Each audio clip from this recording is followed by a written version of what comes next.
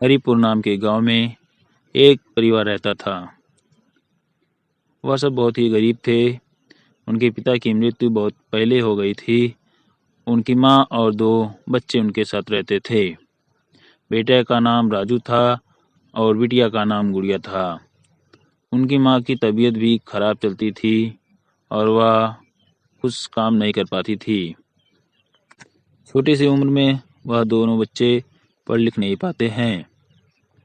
कम पढ़ाई के कारण उन लोगों को कहीं काम भी नहीं मिलता है और इतनी उम्र भी नहीं होती है कि वह कुछ और काम कर सके। उनकी माँ की तबीयत दिन पर दिन और बिगड़ती जा रही थी। उन दोनों बच्चों को समझ में नहीं आ रहा था कि क्या करें। वह अपनी माँ से बोलते हैं, माँ आप जल्द ठीक हो जाओगे। राजू कुछ काम की तलाश में निकल पड़ता है।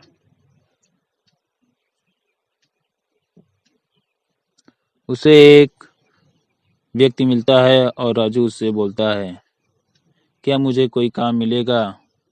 मेरे घर की हालत कुछ ठीक नहीं है। अगर आप कुछ काम दे देंगे तो मेरे घर की हालत उससे कुछ बेहतर हो जाएगी और मेरी माँ की तबीयत हमेशा खराब ही रहती है। उससे मैं अपनी माँ के लिए दवा भी ले जाऊंगा। पर उन दोनों को कोई काम नहीं देता है। दूसरे दिन राजू फिर एक सेठ के घर जाता है और बोलता है, सेठ जी मुझे कुछ काम चाहिए।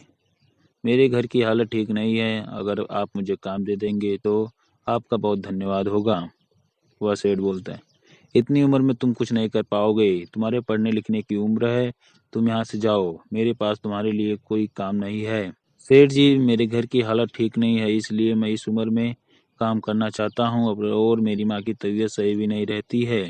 मैं अगर कुछ काम करूँगा तो उसके लिए दवा भी लेके जा पाऊँगा और मेरी माँ ठीक हो जाएगी। पर उसे कोई काम नहीं देता है। वह दोनों भाई बहन एक दिन घर में भी बातें करते हैं। राजू बोलता है, बहन मुझे कोई काम नहीं दे रहा है। मैं बहुत दूर दूर से आया हूँ लेकिन कोई मुझे काम नहीं दिया। राजू सोचते सोचते बोला, बहन तुझे तो खाना बनाना आता है ना, क्यों ना हम इसी का ही काम करें। अपनी खुद की एक दुकान रखें और हम लोग वहाँ पर कुछ बना के बेचते हैं।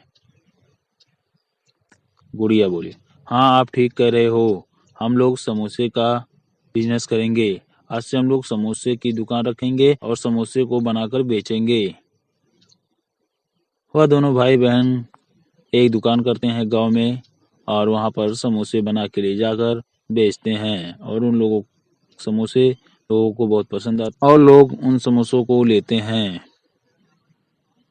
उन दोनों के पास और ढेर सारे पैसे इकट्ठे हो जाते हैं। वो अपने अम्मा का इलाज भी करते हैं।